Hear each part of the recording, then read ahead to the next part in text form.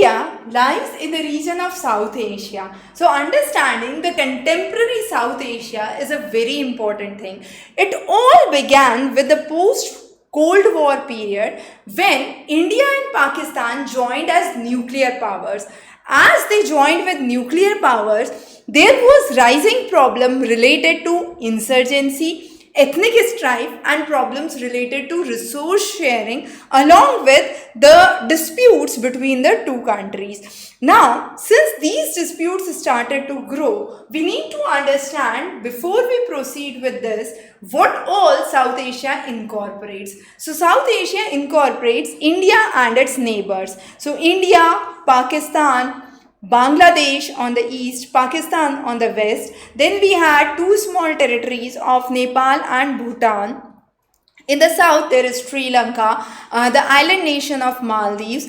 Besides that, there have been constant discussions about Afghanistan, Myanmar, which are not included under South Asia as such. China plays an important role, but again is not part of the region. India, among all these, have remained democracy since its existence. The same is again true with Sri Lanka. So, India and Sri Lanka have been very important contributors to democracy, and later on this idea of democracy percolated, so it led to the change in the constitutional monarchy in Nepal.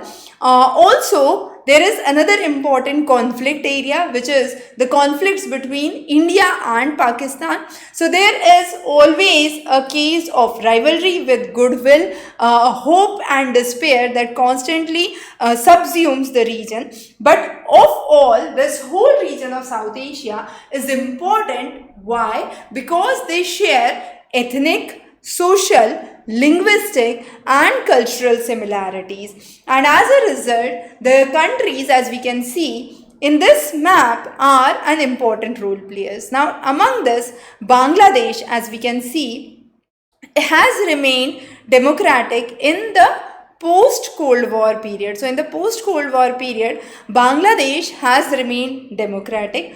Pakistan became a nuclear power in the Cold War period, and it has also turned to democracy later on. It suffered the military coup in 1999, and then we had Nepal, which had a constitutional monarchy till 2006, and later on it was under a democratic establishment. From Bangladesh's experience and Nepal's experience, we can say that in the whole region of South Asia, democracy is a new normal that we are trying to achieve. Bhutan is still a monarchy, but the king has initiated the way for democracy under the multi-party democracy system. The region of Maldives was under the Sultanate in 1968, and later on it was transformed into republic, and this republic had a presidential form of government. So Maldives voted unanimously for the establishment of a multi-party system in the region. So from a sultanate to a republic, how the transformation took place in Maldives is again essential and important to understand.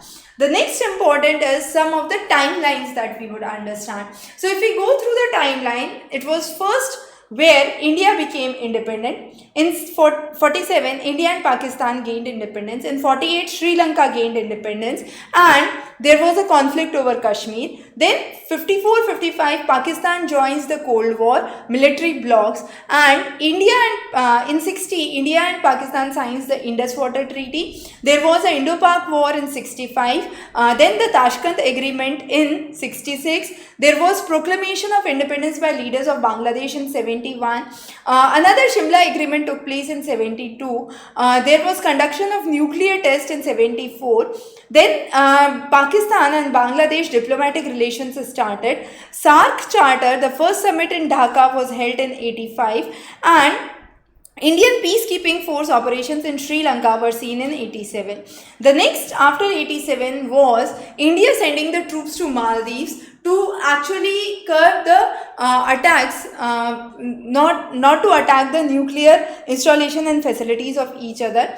There was restoration of democracy from 88 to 91 in Pakistan, Bangladesh and Nepal, which is one of the key elements of South Asia, where we say that the South Asian region is moving towards a democratization. The next is in 1999, bus journey to Lahore was started. The Kargil conflict again took place. Then there was a Vajpayee Musharraf Agra summit, which was turned out to be unsuccessful. NAFTA was signed in 2004. Then in later on we had a very basic idea why these things have been so popular. Now there have been series of leaders in each of the country.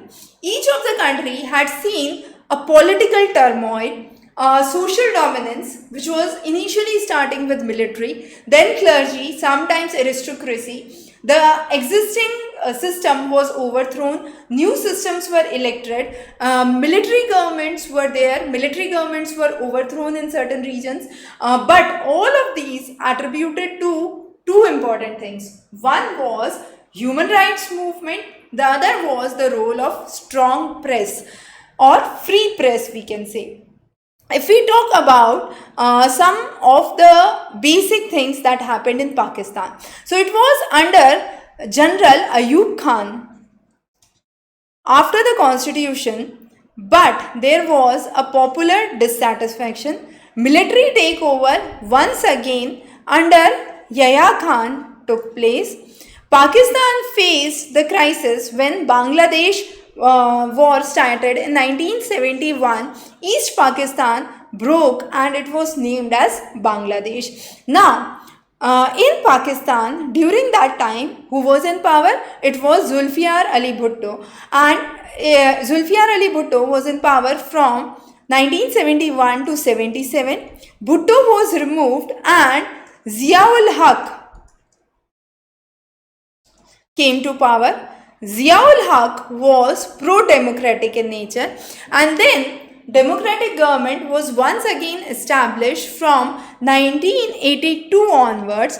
Again in 1988, Benazir Bhutto competition came with the Pakistan People's Party, and this was the phase where elective democracy came and lasted till 1999, where there was a military coup. Now again General Musharraf was removed and Nawaz Sharif came to power. In 2001, Musharraf re-elected himself as the president. So there was in this whole period of turmoil, there was a lot of international politics which happened. It was not just in Pakistan, but Bangladesh again was a party to it. So from 1947 to 71, Bangladesh was a part of Pakistan. It consisted of the areas of Bengal, areas of Assam and parts of western Pakistan, predominantly a Urdu speaking population. The protests which were unfair were met out of the Bengali culture and the Bengali settings. There was a fair share in political powers which were taken. The autonomy was taken into account, and in 1970 the elections took place, and it was under the Awami League that Sheikh Mujib won the elections. Now Sheikh Mujib, when got to power, amended that there should not be a parliamentary system, but rather than there should be a presidential system. So he abolished all political parties in Bangladesh, and it was under a monarchic rule. We can say that Awami League under Sheikh Mujib came to power. As a result, there was an uprising. In 1975, Mujib was killed in Bangladesh. Now, when Mujib was killed, the new military ruler came to power, and he was Ziaur Rahman. Ziaur Rahman was there in party and won the elections in 1979. He was assassinated under another military takeover, which was under H.M. Irshad. Irshad stepped down in 1990 and elections were held in 1991. And since 1991, there has been a democratic setup which is seen in Bangladesh. So Bangladesh was under constant military rule since its independence. During the time it got independent, the parliamentary system was changed to presidential system. The next is an important story from Nepal. As I said, Nepal was a Hindu kingdom, a protectorate of India, and over many years, it actually wanted to have an open and a responsive system. But till 2006, it was under a constitutional monarchy. The king, with the help of army, had a full control on the government and restricted the expansion of democracy in Nepal. However, there was uprising among the people, and Mesois of Nepal strengthened. They were spreading their influence in various parts of the Nepal. There were insurrections in the regions of Nepal, and the insurrections were against the monarch, the elite group, and for some reason there was a constant triangular conflict which was among the monarchy, the armed forces, and the kings or the guerrilla power, and this resulted into a breakdown of the constitutional monarchy system, shifting to a democratic system. So there were widespread protests for pro-democracy, and in 2002 they were forced to restore the House of Representatives. There was a first major victory when King was forced to restore the House of Representatives, which was dissolved in 2002, and as a result there was 7-party alliance which was found. There was a non-violent movement under 7-party alliance on one side, Mesoist on other side, and social activists on other side, and this whole led to a shift into a democratic setup. The next is the region of Sri Lanka. Now Sri Lanka retained its democracy long back in 1948 but had faced constant ethnic turmoils. So Sinhala were the common people, were the common people in the region, and the majority people were Sinhala. However, they were highly hostile to the Tamil people who had migrated from India, and therefore there was always this pressure on the Tamilians in Sri Lanka. As a result, the LTTE grew in Tamil because of the suppression. This was the liberation tiger of Tamil Elam, which were fighting for their existence in Sri Lanka. In 1987, the government actually from India got direct involvement with Sri Lanka on the same question. India sent troops to Sri Lanka to stabilize the issue. However, in the context, Indian army got in fight with LTTE, and there was an attempt to interfere into the internal affairs of Sri Lanka, but they had to actually withdraw and pull out without attaining any objectives that were fulfilled. However, to this region of Sri Lanka, the countries from Scandinavia like Norway, Ireland were waiting to bring out negotiations. Sri Lanka was one of the countries to have successfully controlled the rate of population growth. The first country to liberalize the economy, had highest per capita GDP throughout the period of civil war. However, of recent we have seen that the recession and the impacts of organic farming, the infrastructure construction on the cost of China has brought a huge toll to Sri Lanka. The next is the conflicts between India and Pakistan. Now, India-Pakistan had numerous conflicts. The major of those is the Kashmir issue. Since independence, the region of the Pakistan-occupied Kashmir was one of the major things that India had been constantly dwelling with. However, India had a war in 1971, which was with the ending with the separation of Bangladesh, but could not bring a decisive control onto the Kashmir issue. There were various issues which were further developed, for example, nuclear weapons, missiles, and in 1998, India did a nuclear explosion in Pokhran. In response to it, Pakistan conducted another nuclear test at Chagai Hills. So there was a constant competition between the two countries. Similarly, for the water, there had been a constant dispute of Indus Water Treaty, which we have covered into detail in our comprehensive lectures on UPSC. But Indus Water Treaty had been one of the major conflict areas we can see which had been taken into account. The next is the Sar Creek region in Run of Kutch, which was another important aspect that had been taken into account. This dispute, however, is considered as a smaller or a minor dispute, but has a deep impact on the sea resources in the surrounding areas of Run of Kutch in the regions of India and the Sar Creek region. The next is the relations between the two nations. Now, between India and Bangladesh, there have been a constant dispute. So, like India and Pakistan, we have seen three important issues. One is Kashmir issue, the next is the Indus Water Treaty, the third is the Sar Creek region in the region of Kutch. In India, Bangladesh, it is the Ganga-Brahmaputra river basin dispute, the denial of illegal immigrants or illegal migration in India, the Indian Islamic fundamentalist group, the refusal of Bangladesh to allow Indian troops to move through its region in the northwest, decision not to export natural gas to India, allowing Myanmar to go through the Bangladesh territory were some of the conflict reasons. However, there have been other factors which have been responsible. For example, the rebellion at the Chittagong Hills. Chittagong Hills has a huge history in itself.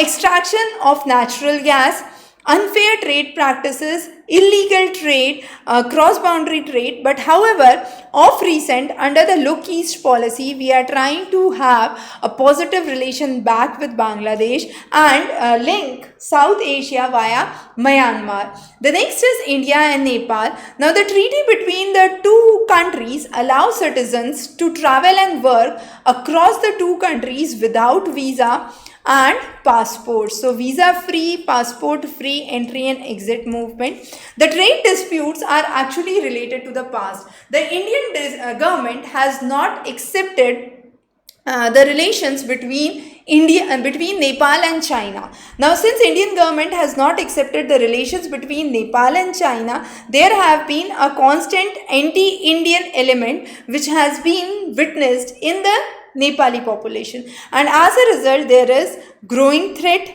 rise of Naxalist groups. However, there have been again interference in the internal affairs, and this is one of the reasons, but by and large the relations between India and Nepal are healthy and friendly. The next is India and Sri Lanka. There have been conflicts only majorly over the ethnic issues between the Sinhalas and the Tamilelam. However, there was a military intervention in 1987 where Indian army went to Sri Lanka to interfere into the internal affairs. It returned back without any successful venture, but there has been later on a constant policy of disengagement from Sri Lanka in the matters of internal affairs. However, there has been an agreement on free trade. Strengthening the relations post-tsunami became important. The next is the relation with Bhutan. The relations with Bhutan are healthy. A big hydroelectric power plant has been planned in Bhutan with the help of India, and therefore the two nations are on a friendly ties. So this is mainly on the HEP project.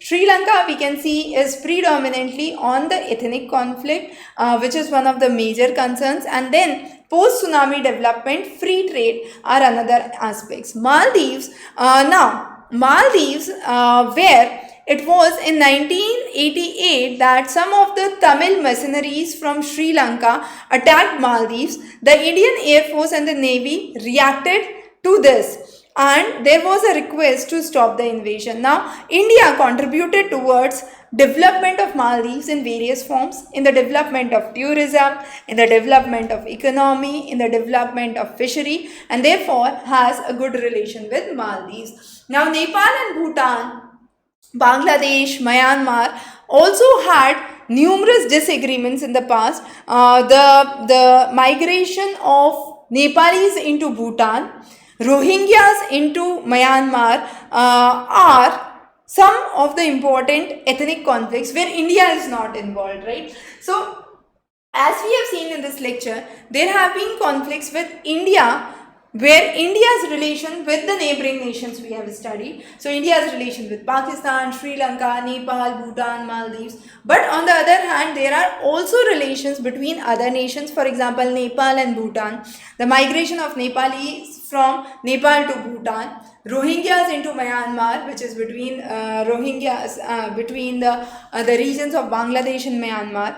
However, the overall global picture is to restore peace and cooperation. So, as a result, the South Asian Association of Regional Cooperation (SARC) was built, and this SARC evolved through multilateral means. So, it began in 1985. It signed the SAFTA, the South Asian Free Trade Agreement, and this was for the whole of South Asia. In January 2006, SAFTA reduced the tariff by nearly 20%, and this was again a way to understand that some of the neighbors were trying to invade the market, and the idea was that the real economic benefit from SAFTA should percolate freely to all the nations which are members of SAFTA. Social activism, personalities, leaders have come together to maintain peace and cooperation in the region. There have been two main role players in the politics of South Asia.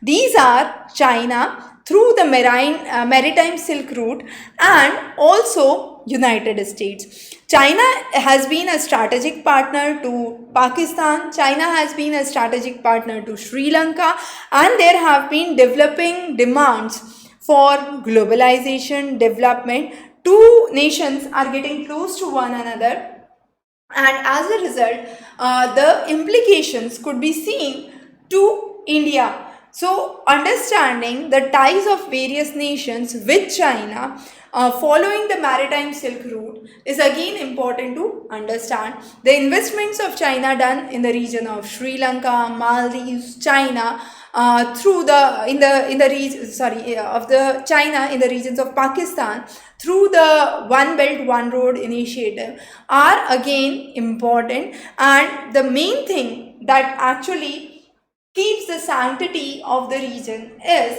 maintaining the peace and the cooperation in the region. So this was about understanding this chapter in a quick summary. A very important chapter, but yes, it deals with contemporary happenings, latest issues. So as you grow, as you develop, as you write your answers, you need to incorporate the latest happenings in the international analysis, which is extremely important. If you have any questions, feel free to click ask a question for clarification.